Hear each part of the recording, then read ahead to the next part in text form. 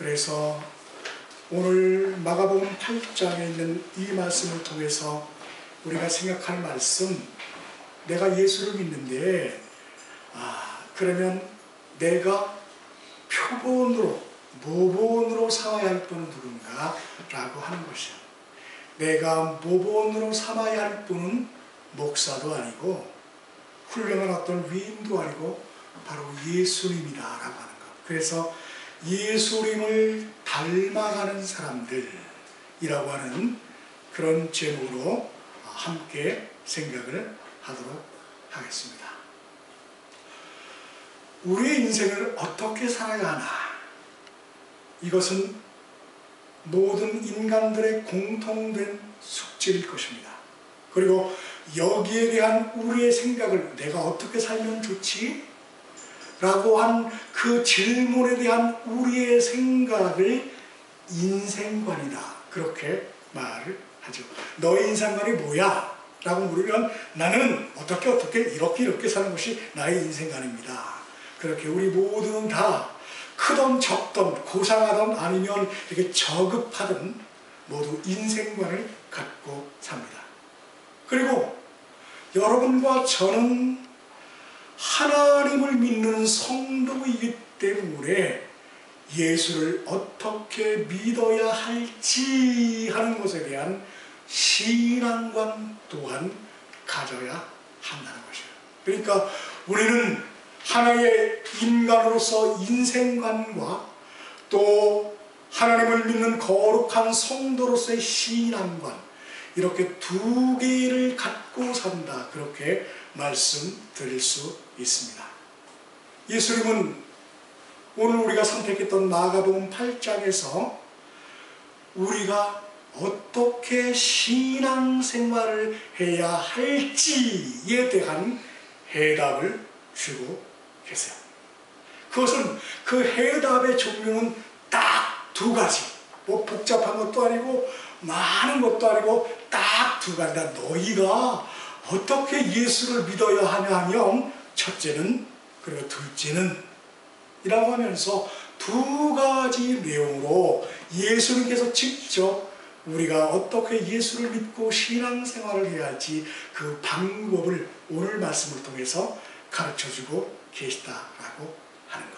그래서 오늘 말씀의 주제는 예수님께서 우리에게 알려주신 예수 믿는 방법 두 가지. 이것이 오늘 말씀의 내용이 되겠습니다. 먼저 하나님의 일을 먼저 생각하며 사셨던 예수님을 닮아라. 나 예수를 닮아라.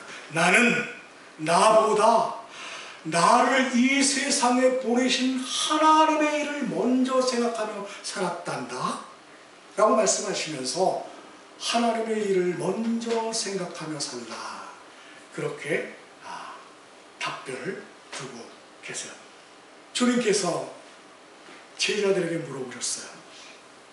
너희가 나를 3년 반 동안이나 따라다녔는데 그것도 아침에 출근했다가 저녁에 퇴근하는 것이 아니라 언제 어디나 항상 한 손에 밥을 먹고 내가 들에서 잠을 잘 때면 너희도 들에서 잠을 잤고 내가 행복할 때 같이 행복했고 내가 웃을 때 함께 웃었던 그야말로 동고동락했던 3년 동안이나 그렇게 나와 함께 했던 너희들은 도대체 나를 누구라고 생각하니?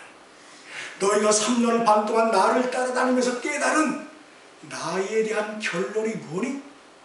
그렇게 예수님께서 물어보셨어요. 그랬더니 베드로가 앞으로 탁 나서면서 아주 본디의 성격대로 좀 거칠지만 상당히 우렁차고 용감한 목소리로 대답을 합니다. 주는 그리스도시요 살아계신 하나님의 아들이십니다. 이 말이 무슨 말일까? 하나님의 아들께서 우리의 구원자로 오셨습니다. 그분이 바로 예수님이세요. 라고 그렇게 대답을 한 것입니다.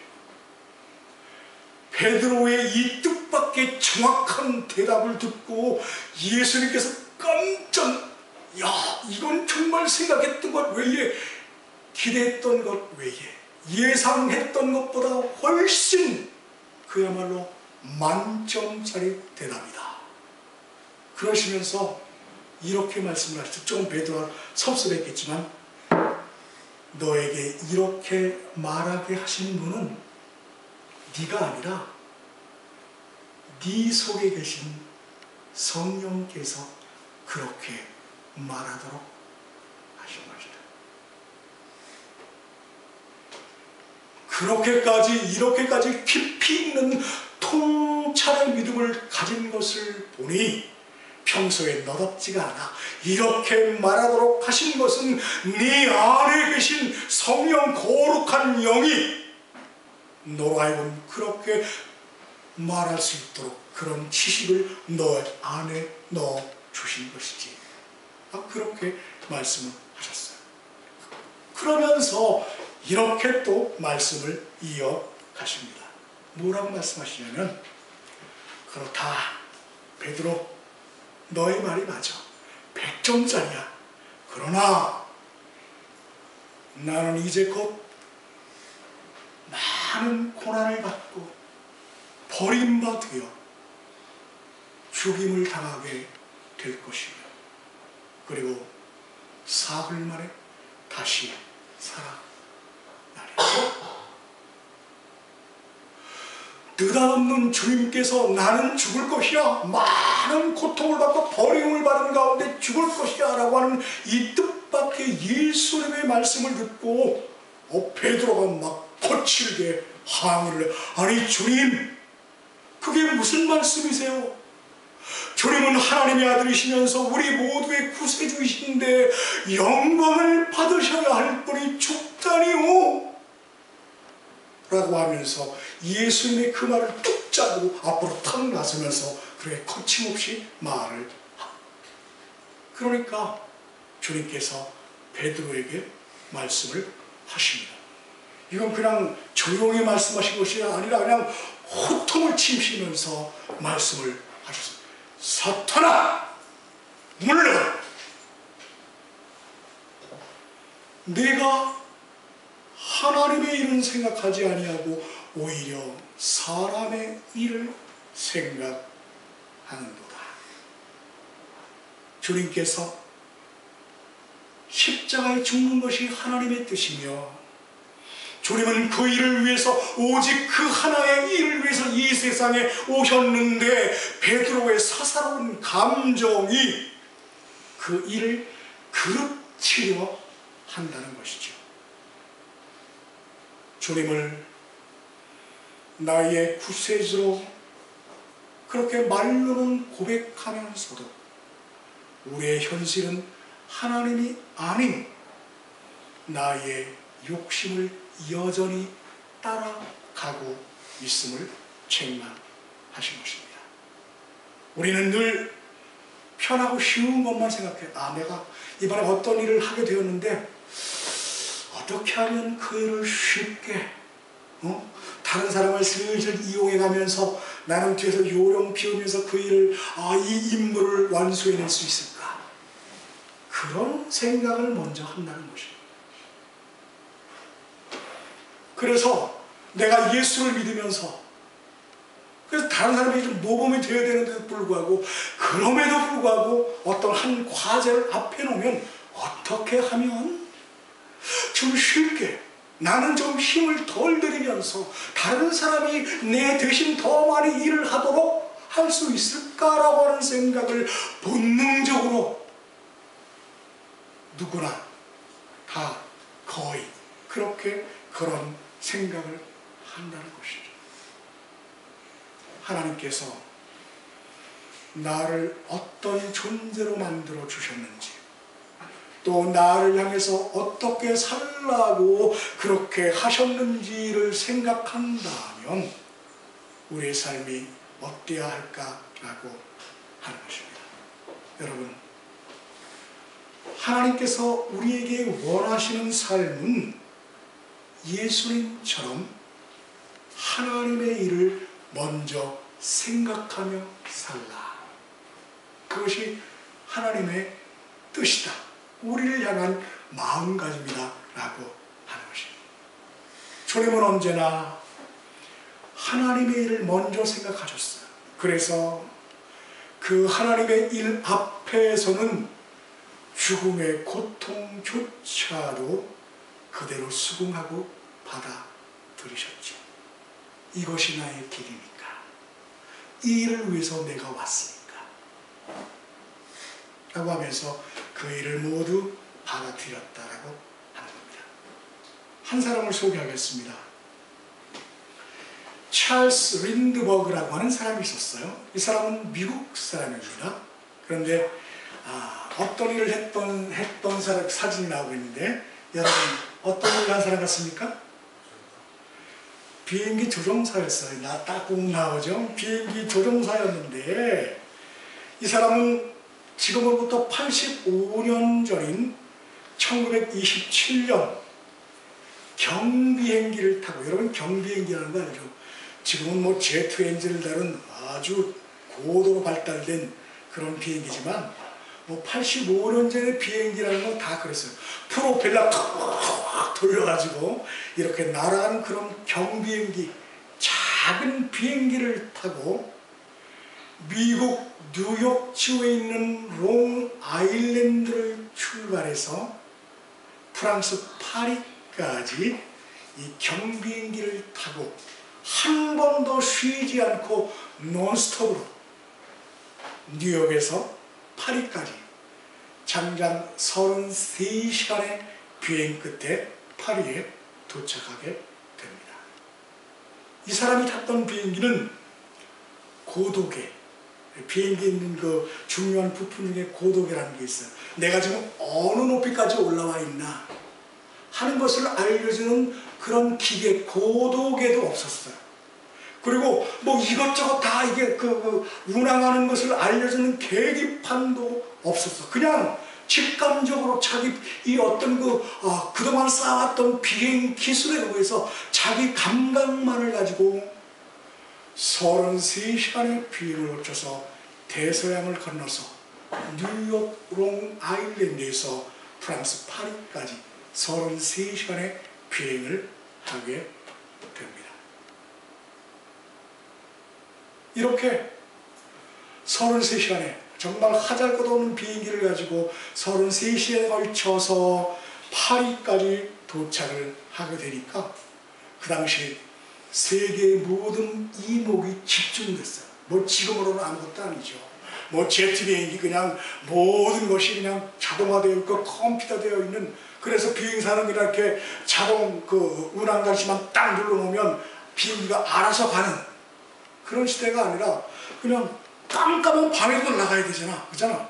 환한 낮에만 갈 수 있는 게 아니잖아. 공중에 떠 있는데 한 번도 땅에 내리지 않고 논스톱으로 가야 되는데, 밤에도 가야 되고 바다도 건너야 되고 산도 넘어야 되는데, 낮에는 육안으로 식별이 되니까 이거 안전한데 이번에 우리나라 수자원공사에 있는 사람들이 어느 나라에 갔다가 헬기 타고 현지를 답사하다가 그만 기상이 너무 악화되는 바람에 공중을 앞에 뭐가 있는 것 같아서 공중으로 딱 급부상하는 순간 앞에 있는 절벽을 콱 부닥치는 바람에 그 안에 타고 있던 모든 사람이 한꺼번에 목숨을 잃었어요.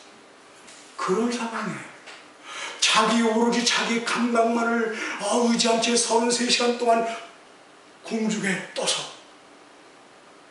비행한다는 것이 얼마나 두렵고 모험심이 있는 그런 일이었을까. 그러니까 사람들이 막 열광하고, 야 정말 대단한 사람이다, 모험심이 강하고 담력도 있고, 이야. 그래서 이 찰스 린드버그의 인기가 막 상승하는 겁니다. 그러면서 이 사람이 가는 곳마다 린드버그 하면서 가는 곳마다, 가는 나라마다 이 린드버그를 만나기 위해서, 그의 얼굴을 한번 보기 위해서, 특히 젊은 남자들, 용감하고 모험심이 강하고 뭔가 이렇게 이루고 싶은 남자들에게는 그야말로 영웅과 같은 사람이었어요. 이렇게 린드버그의 인기가 높아지자 세계적으로 유명한 한 담배 회사가 광고를 제의합니다. 우리 담배 회사의 모델이 되어 주십시오. 그렇게 제의를 했어요. 그러면서 딱 한 장의 한 컷의 사진만 찍어주면 됩니다. 우리 회사의 제품 담배를 탁 물고 이 조정복을 입고 딱 비행기 앞에서 담배를 피워 물고 있는 딱 한 컷의 사진만 찍어주면 되겠습니다. 모델료로 5만 달러를 드리겠습니다. 90년 전에 5만 달러. 지금 미국 5만 달러면 한 5천만 원 좀 넘죠? 근데 85년 전, 95년 전에 5만 달러 하면 어마어마한. 그 사람이 타고 갔던 비행기 값이 얼마인 줄 아세요? 500달러. 500달러에도 5만 달러, 100배요. 그만큼 엄청난 광고료를 주면서 딱 한 컷만 찍어주세요. 라고 그렇게 담배 회사에서 제의를 합니다. 그랬더니 린드버거 하는 말. 나는 크리스찬입니다. 절대로 그런 제의에 수락할 수 없습니다. 라고 정중하게 거절을 해요. 그랬더니 막 담배 회사에서 안다네. 그러면 있죠. 그러지 말고 우리 담배를 그냥 입에 이렇게 불 붙인 담배가 아니라 그냥 이렇게 생담배를 그냥 입에만 살짝 물고 계세요. 아니에요. 그러면 그것도 아니라면 그냥 손가락에 이 손가락 사이에 우리 회사 담배 이거만 딱 이렇게 하고 있는 그것만이라도 좀 찍어주십시오. 라고 그렇게 제의를 해왔어요. 그러나 린드버그는 전혀 꼼짝도 하지 않습니다. 아무리 돈이 좋지만 나의 그 사진 한 장이 세계 도처에 있는 크리스찬들에게 미칠 영향력을 생각한다면 이것은 하나님의 영광을 가리는 일이에요. 그러므로 당신들의 그 제의에 저는 절대로 수락할 수 없습니다. 라고 아주 정중하게 거절해요. 그랬더니 린드버그가 5만 달러의 모델료를 아주 정중한 마음으로 신앙심에 의해서 거절했다라고 하는 소문이 쫙. 그러더니 어떤 신문사가 와서 취재를 하고 그 내용을 또 신문에다가 기사화했어. 그랬더니 린드버그의 그 신앙심 깊은 그 기사 내용을 파리에 사는 온 크리스찬들이 그 기사를 읽으면서 와, 용감하기도 하지만 신앙심도 대단하구나. 우리가 린드버그가 잃어버린 그 광고 모델료를 우리가 지불해 줍시다 라고 하면서 모금운동이 벌어졌는데, 그렇게 해서 모아진 성금이 담배회사에서 제의했던 모델료 5만 달러에 딱 2배, 10만 달러의 성금이 모아졌습니다.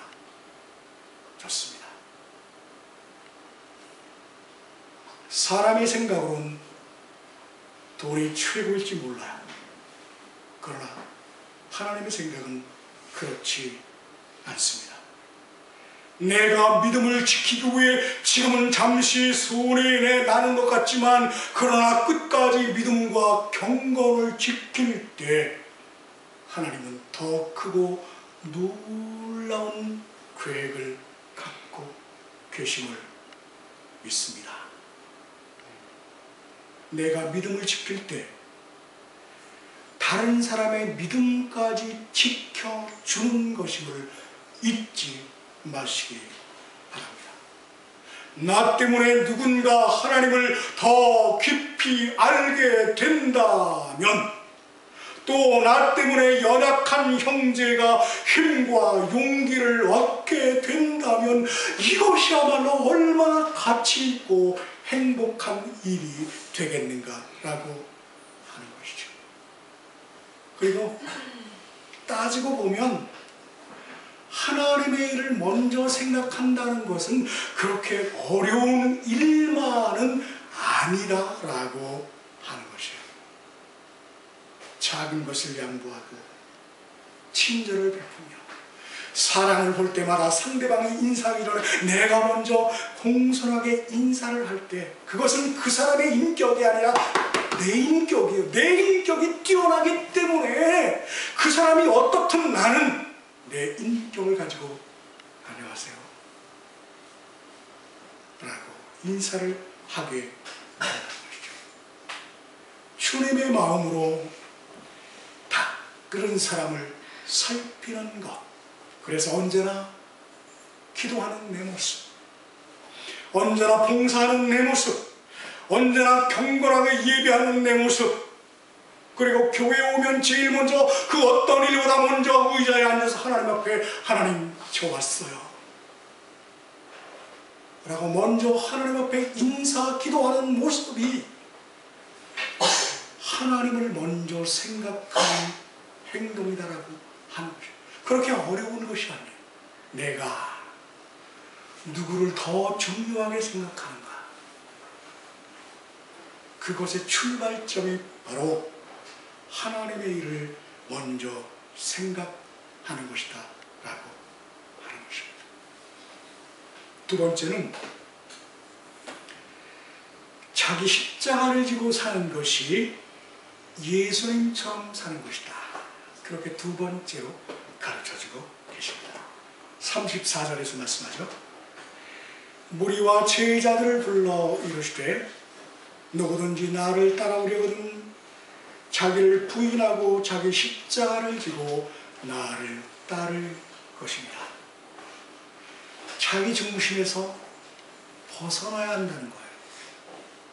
우리가 내 생각으로 생각이 꽉 차 있으면 반드시 그것이 겉으로 드러나게 돼 있어. 그렇잖아요. 내가 지금 무슨 생각을 하고 있냐라고 하는 그것이 나도 모르게 밖으로 드러나게 되어 있다. 그런데 다른 사람은 전혀 생각하지 아니하고 특별히 내가 하나님을 믿는 신앙인임에도 불구하고 하나님 예수님은 전혀 생각지 않는 내 생각만로 꽉 차 있다면 그것이 어느 순간 내 밖으로 튀어나와서 많은 실수와 죄와 그리고 다른 사람에게 상처와 무리를 주게 될 수밖에 없다라고 하는 거예요. 그래서 이런 우리들의 속성을 잘 아시는 주님께서 말씀하신 거예요.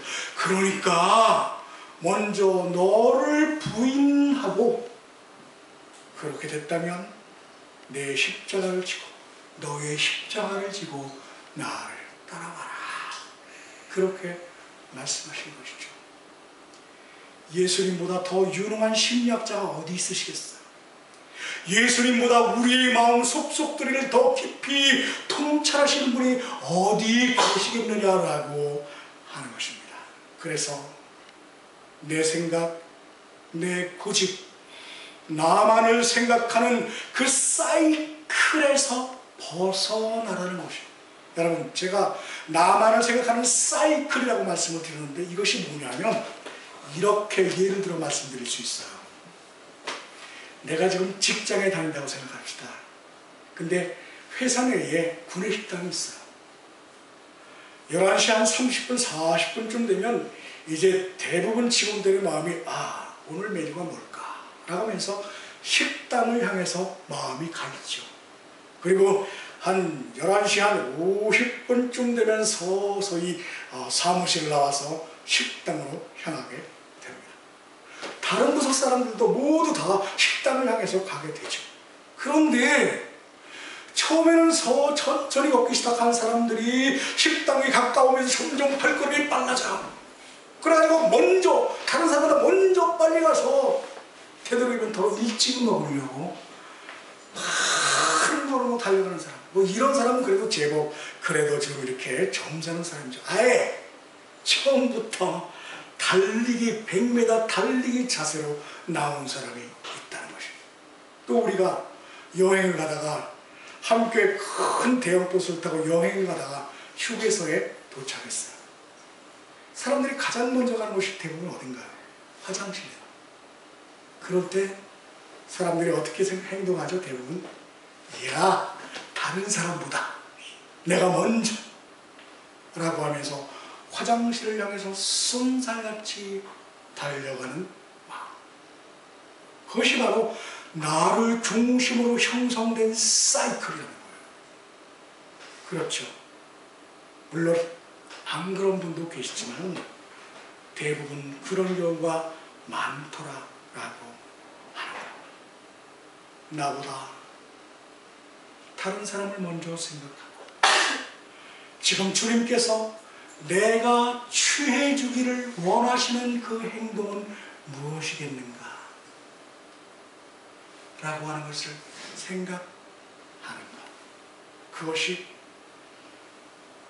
나를 부인하고 나에게 주어진 십자가를 지고 주님을 따라가는 것이다. 그렇게 말씀드릴 수 있습니다. 한 사람의 예화를 드리고 말씀을 정리합니다. 여러분, 유명한 영화 배우 사진을 좀 바꿔주세요. 오드리 헵번을 아실 겁니다. 지금 사진이 굉장히 많은데 이렇게 더 좋은 사진, 헵번의 그 대표적인 사진, 그 헵번만의 그 헤어스타일 있잖아요. 그 사진을 지금 이렇게 출력하려고 했는데 그건 또 이렇게 허락이 안 되어 있는 그런 사진인가 봐요. 그래서 이 사진을 어쩔 수 없이 이렇게 게재하는데, 여러분 오드리 헵번 모두 아시죠? 그야말로 세계적인 명배우였어요. 얼마나 이 여인이 예쁘게 생겼냐면 세계 모든 남자들의 애인이었고요. 그리고 세계 모든 여성들이 닮고 싶은 우상과 같은 그런 여자 배우였습니다. 이 사람이 출연했던 영화, 그녀가 처음으로 영화에 데뷔했던 영화 로마의 휴일, 또 사브리나, 그리고 티파니에서 생긴 일, 그리고 마이 페어 레이디, 이런 영화들은 그야말로 오드리 헵번을 세계적인 유명한 명배우로 만들어 주었던 그런 작품입니다.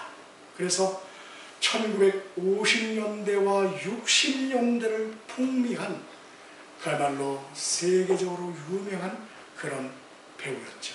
얼마나 깜찍하고 예쁘게 생겼으면, 그리고 그녀와 하고 나왔던 그 헤어스타일이 얼마나 그 용모에 꼭 들어맞았냐면, 그래서 사람들이 헵번 스타일, 오드리 헵번 스타일, 오드리 헵번 스타일. 지금 저 머리가 그거 맞나요? 아니죠. 저보다 더 깜찍하고 귀여운 그런 자그마한 얼굴에 코는 똑하고, 그리고 커다란 눈망울에다가 짤막하게 단발머리로 커트한, 그리고 이렇게 탁 붙인 그녀의 머리는 세계적으로 오드리 헵번 스타일이다. 그럴 만큼 그렇게 아주 유명한 여배우였습니다. 그런데 이 여인이 그렇게 세계의 모든 사람들로부터 사랑을 받았던 또 다른 이유 하나가 있었습니다. 그녀는 외모뿐만 아니라 미모만 출중했을 뿐만 아니라 삶 또한, 다른 사람을 생각하는 마음가짐 또한 다른 사람보다 출중하고 아름다웠기 때문이다. 오드리 헵번은 1988년 영화계를 은퇴한 후에 세계적인 구호단체인 유니세프의 친선대사가 돼서 아프리카로 건너갑니다. 거기에 병든 아이들, 못 먹고 죽어가는 아이들, 눈동자조차도 깜짝할 그런 힘이 없어서 파리가 달려들고 온갖 벌레들이 입술에 달라붙어도 그것조차 쫓을 만한 힘이 없어서 시선